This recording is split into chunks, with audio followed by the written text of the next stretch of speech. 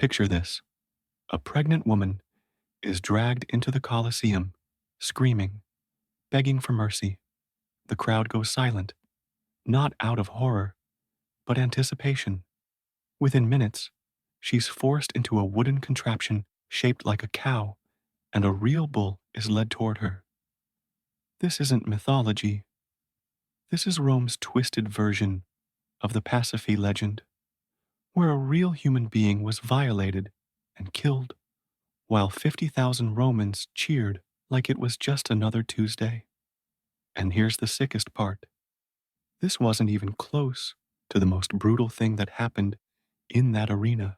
Welcome to ancient Rome's most inhumane arena acts that went so far beyond entertainment, they make modern horror films look like children's cartoons. I'm talking about people burned alive while dressed as gods, prisoners fed to starving lions in naval battles staged on artificial oceans, and emperors so drunk on power they charged their own government to watch them slaughter disabled animals.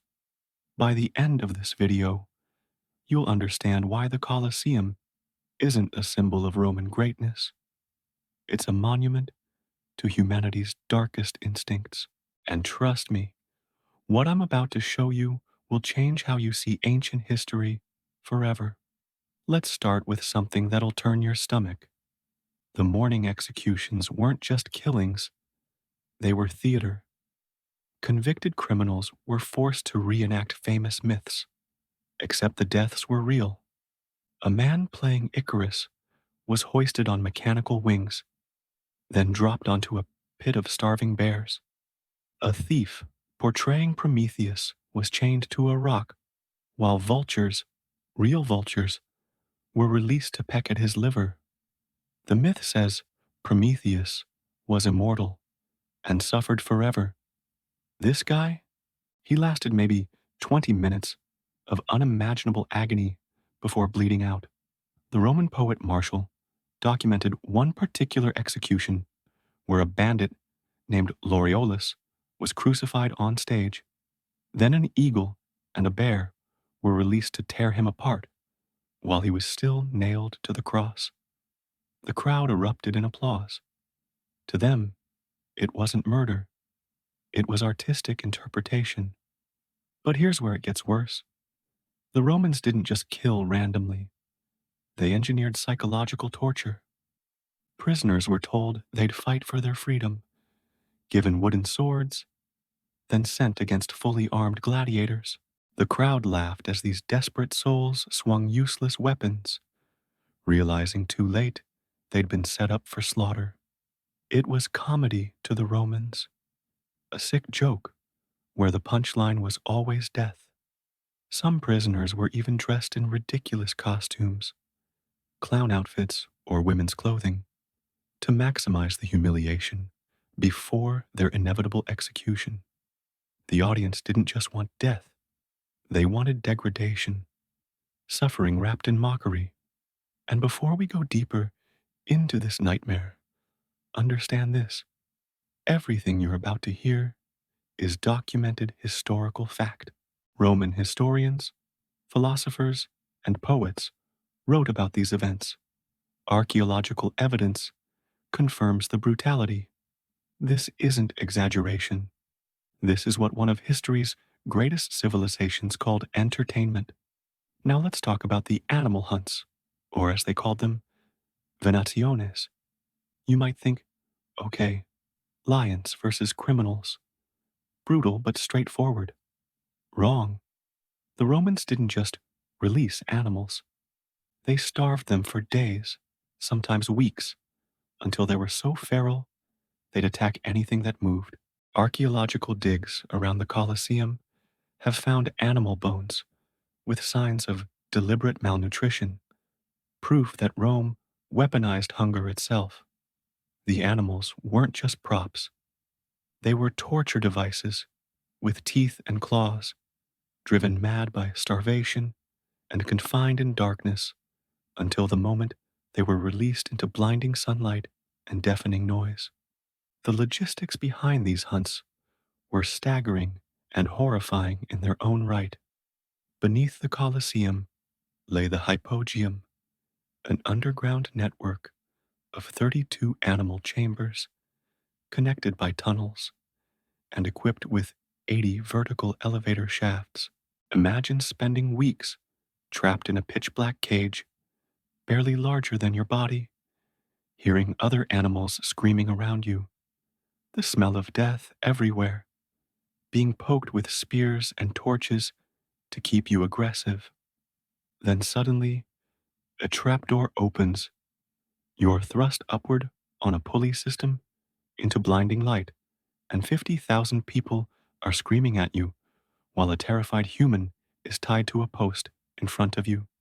The animals didn't just kill, they killed in a state of complete panic and rage, which made the deaths even more unpredictable and horrifying for the audience. At the inauguration of the Colosseum in 80 AD, Emperor Titus killed over 9,000 animals in just 100 days. Let that number sink in. 90 animals slaughtered every single day for over 3 months straight. Lions, elephants, giraffes, crocodiles, hippos, leopards, bears, bulls, panthers, even ostriches were shipped from across the empire, caged, tortured, and butchered for applause. And get this, the first giraffe ever seen in Europe? Julius Caesar had it torn apart in the arena, because why not? If Rome could capture the strangest beast alive, it could destroy it just as easily. The message wasn't subtle. Rome controlled not just people and armies, but nature itself. Every exotic animal that died in the sand was proof that the empire's reach extended to the ends of the earth. But animals weren't just victims, they were executioners. In a practice called damnatio ad bestias, condemnation to the beasts, prisoners were stripped naked, tied to posts, or crucified on crosses, and left defenseless as lions, bears, or leopards were released. And here's what most people don't understand. The deaths weren't quick. Big cats don't kill instantly. They're ambush predators designed to maul, to toy with their prey, to drag it down slowly. A single execution could last 30 minutes or more of screaming, thrashing horror while vendors sold wine and roasted nuts in the stands, while parents brought their children to watch, while couples held hands and made bets on how long the victim would last. Some prisoners were so terrified of this fate that they committed suicide before reaching the arena. Historical records document men choking themselves with the sponges used to clean latrines, smashing their own heads against cell walls, or deliberately provoking guards to kill them quickly rather than face the beasts. The philosopher Seneca wrote about witnessing a German prisoner who, while being transported to the arena, shoved his head between the spokes of a moving cartwheel and let it break his neck. He chose self-inflicted death over the spectacle Rome had planned for him. And here's the thing. This wasn't hidden in dungeons. This was prime time entertainment. Middle of the day, scheduled like a TV show. The morning featured beast hunts. Midday brought the executions. Afternoon delivered the main event, gladiatorial combat. Rome had mastered the art of making suffering routine, of training an entire population to view human death as casual, as watching street performers. Now, if you think that's bad, wait until you hear about the Naumachii, the mock naval battles. This is where Roman engineering met absolute insanity. Imagine this. Julius Caesar orders a massive lake dug near the Tiber River, fills it with water, using redirected streams, and forces thousands of prisoners onto full-sized warships, not toy boats, actual military vessels, equipped with battering rams, catapults, and armed marines. These aren't reenactors in costumes. They're condemned men, criminals, prisoners of war. given real weapons, and told to fight to the death, while 100,000 spectators watch from the banks. Ships rammed each other with bone-crushing force. Men drowned in armor too heavy to swim in. Arrows flew. Flaming projectiles ignited sails. Blood turned entire sections of water red. And when it was over, the survivors weren't freed. They were executed anyway, because the whole point wasn't victory, or skill, or courage. The point was death. The point was showing that Rome could stage war itself as entertainment. Augustus, Caesar's heir, expanded the madness. He constructed a basin nearly 1,800 feet long, requiring the construction of a dedicated aqueduct, the Aqua Alsiatina, just to keep it filled with water. 30 full warships participated in his naumachia, each crammed with condemned men. Historical estimates suggest around 3,000 people fought in a single afternoon, with casualty rates approaching 90%. The engineering alone was remarkable. The brutality was unprecedented, and the crowd loved every second of it. Even natural landscapes weren't safe from Rome's appetite for spectacle. In 52 AD, Emperor Claudius staged a naumachia on Lake Fucine using 19,000 condemned prisoners organized into two fleets representing ancient naval battles. Before the carnage began, the prisoners raised their hands toward the emperor's viewing platform and spoke words that would echo through history. Morituri te salutant. Those who are about to die salute you.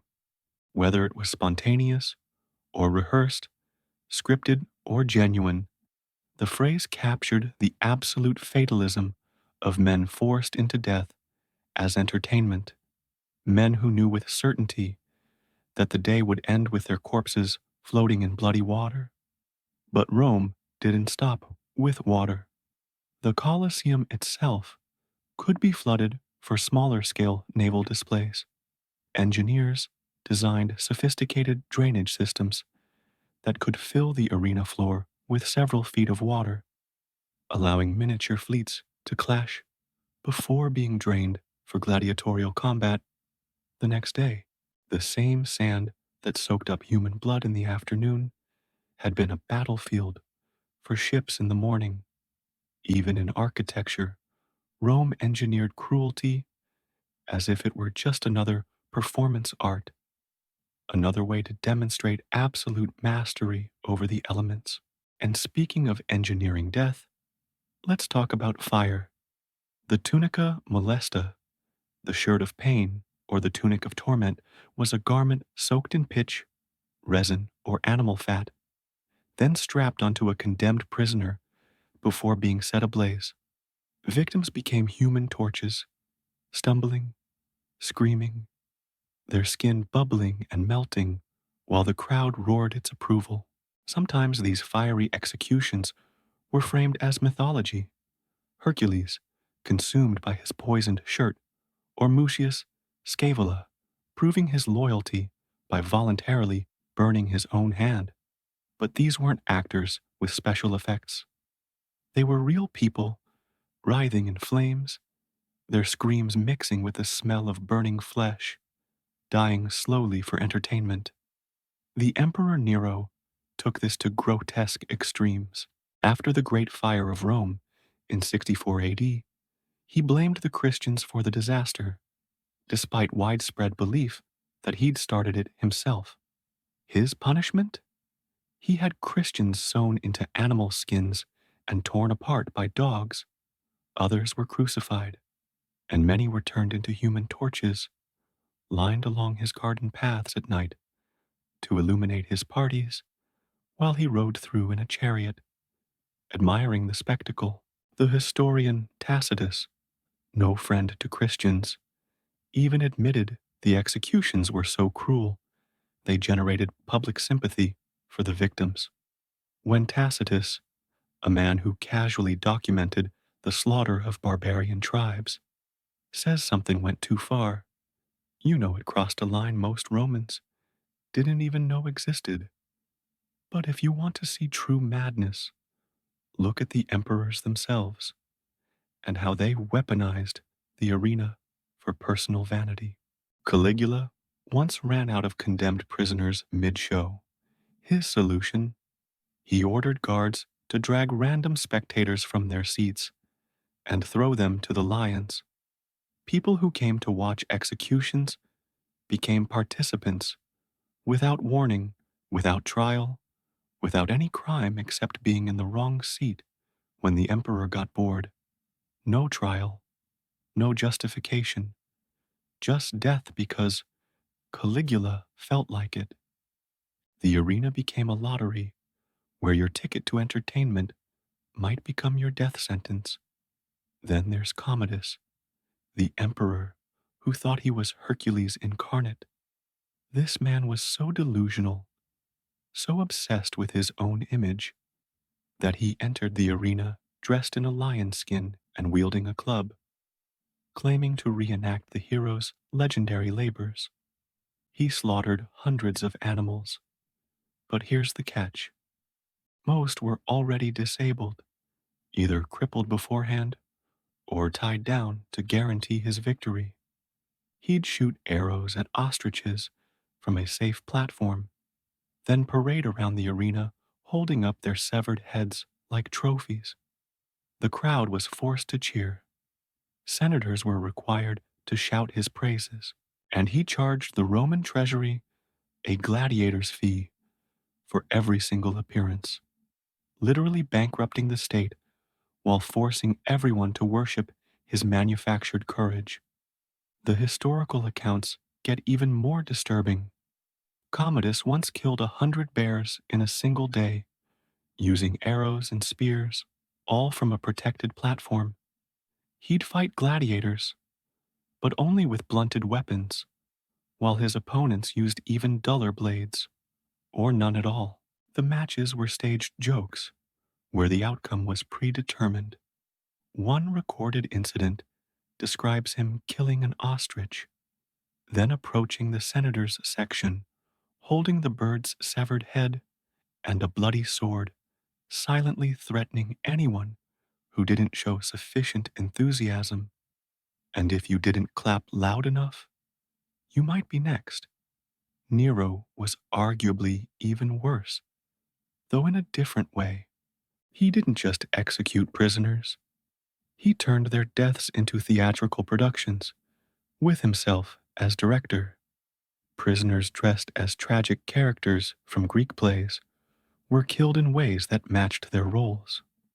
A man playing Icarus was set ablaze mid-air and dropped into a sandpit. A woman cast as Dirce was tied to a bull and dragged until her body broke apart. Another prisoner reenacting the death of Orpheus was torn apart by bears, except unlike the myth, these bears weren't enchanted by music.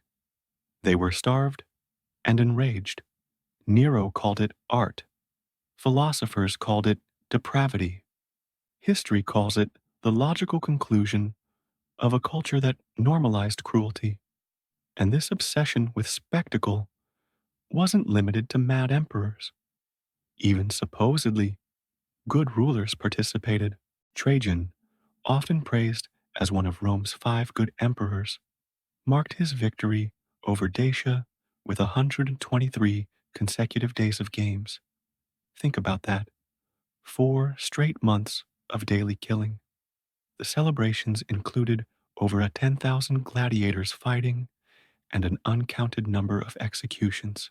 Thousands of prisoners from the Dacian Wars were paraded through the streets, then systematically slaughtered in the arena while Romans cheered their emperor's military success.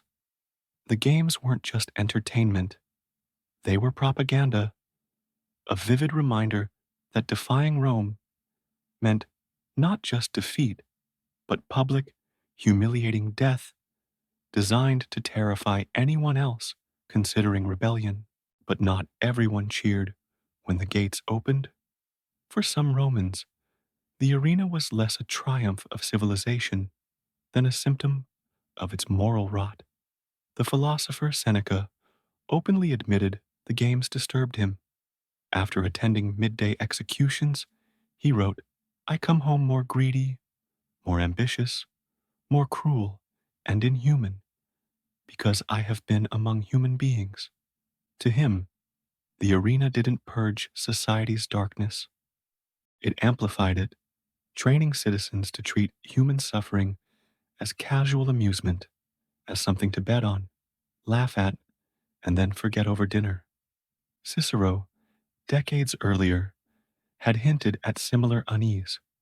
While he praised bravery in combat, he condemned cruelty for cruelty's sake, writing that watching needless suffering degraded both the victim and the viewer. Yet even he recognized the political necessity of sponsoring games, confessing that the masses demanded them as proof of a magistrate's generosity and fitness for office.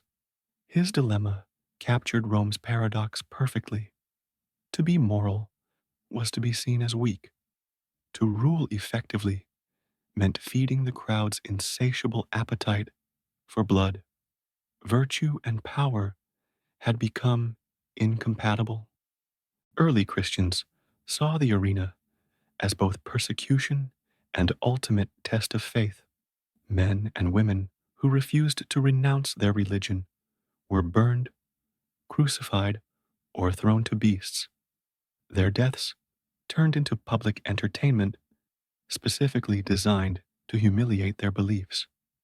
The Christian writer Tertullian condemned the games as demonic, calling them seedbeds of cruelty, where humanity's worst impulses were cultivated and celebrated.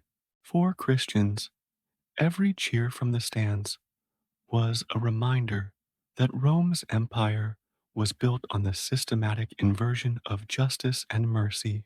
The critics weren't wrong about the costs. Economically, the games drained treasuries. By the late empire, emperors bankrupted themselves, trying to stage spectacles large enough to compete with their predecessors. What once symbolized strength became a sign of desperation, a way to buy temporary loyalty in an empire struggling to hold itself together. The satirist Juvenal mocked this dependency with his famous phrase, panem et circenses, bread and circuses. To him, the crowd's hunger for free food and constant entertainment revealed how far Rome had drifted from its republican roots, from citizen soldiers who valued duty to passive consumers who valued distraction. Culturally, the obsession with spectacle dulled Rome's resilience. Citizens who once celebrated military discipline and civic virtue now demanded only cheap bread and endless games. The arena became a substitute for genuine civic engagement, a way to keep the masses pacified while the empire slowly crumbled. As resources dwindled and frontiers collapsed, the ability to stage grand spectacles faltered. Amphitheaters fell into disrepair. The roars of lions were replaced with the silence of abandonment.